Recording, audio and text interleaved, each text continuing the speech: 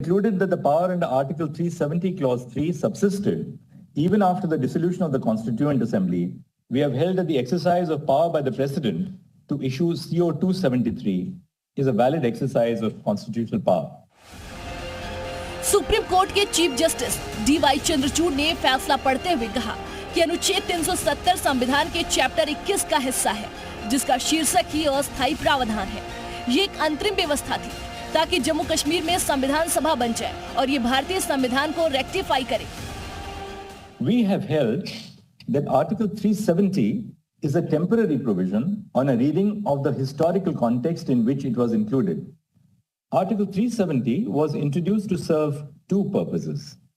First, the transitional purpose to provide for an interim arrangement until the Constituent Assembly of the state was formed and could take a decision on the legislative competence of the Union on matters other than the ones stipulated in the instrument of accession and ratify the Constitution. Article 370 पर supreme court के फैसले को प्रधानमंत्री नरेंद्र मोदी ने ऐतिहासिक बताया है। PM Modi ने सोशल मीडिया एक्स पर लिखा कि सुप्रीम कोर्ट का फैसला उम्मीद की किरण तथा एकजुट भारत के निर्माण के सामूहिक संकल्प का प्रमाण है। सीएम योगी ने भी सोशल मीडिया पर पोस्ट करते हुए लिखा कि सुप्रीम कोर्ट का फैसला एक भारत श्रेष्ठ भारत की भावना को मजबूती प्रदान करने वाला है। पीएम मोदी और सीएम योगी के अलावा बीजेपी के तमाम वरिष्ठ नेताओं ने कोर्ट के फैसले का स्वागत किया है। माननीय सर्वोच्च न्यायालय के फैसले का हम सब स्वागत करते हैं।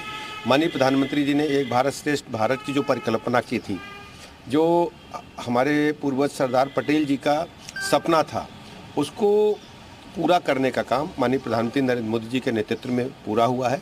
आज सर्वोच्च न्यायालय ने उस पर मोहर लगा दी है।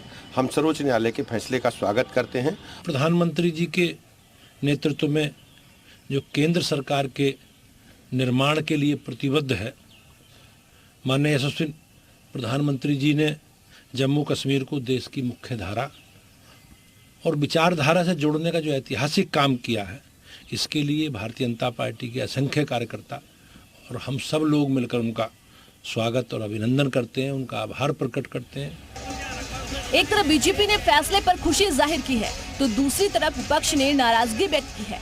तमाम विपक्षी नेताओं ने कोर्ट के फैसले पर सवाल भी उठाए हैं।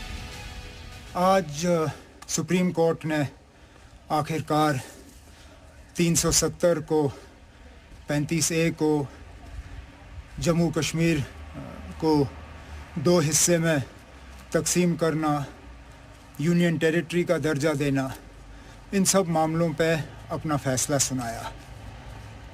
क्या यही फैसले की हम उम्मीद लगाए बैठे थे? चुनाव तो सुप्रीम कोर्ट ने कह दिया है। हमारे लिए आपके जजमेंट डिसअपॉइंटमेंट है। सुप्रीम कोर्ट सुप्रीम जरूर है, मगर आप स्टेट होल्ड को एट द अर्लीस्ट रेस्टोर को, अर्लीस्ट का मतलब क्या है? यानी आप यूटी कर दो और फिर आप बोल दो अर्लीस्ट कर दो। अर्लीस्ट कब होगा भाई? आप कब हुआ था? 2019 आज कितने साल हो गए? अब तक आपने रेस्टोर नहीं किया। अब चुनाव होंगे, चुनाव के बाद देखा जाएगा। सुप्रीम कोर्ट के फैसले के बाद कोई बात बनती नहीं है, लेकिन कुछ लोग हैं या कुछ साथी हैं जो अभी भी ये सोचते होंगे कि उनकी जो जिस भावना से 370 लागू हुई थी, उस भावना के पक्ष में निर्णय नहीं है। लेकिन सुप्रीम कोर्ट का फैसला अब आ गया है, सभी उसको मानेंगे। बहरहाल 5 अगस्त 2019 को केंद्र सरकार ने आर्टिकल 370 के प्रभाव को खत्म कर दिया था।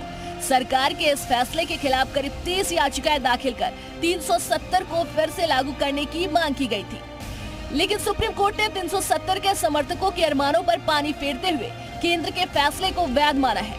7 सितंबर 2024 तक जम्मू कश्मीर में चुनाव कराने के निर्देश दिए हैं। ब्यूरो रिपोर्ट, जी मीडिया।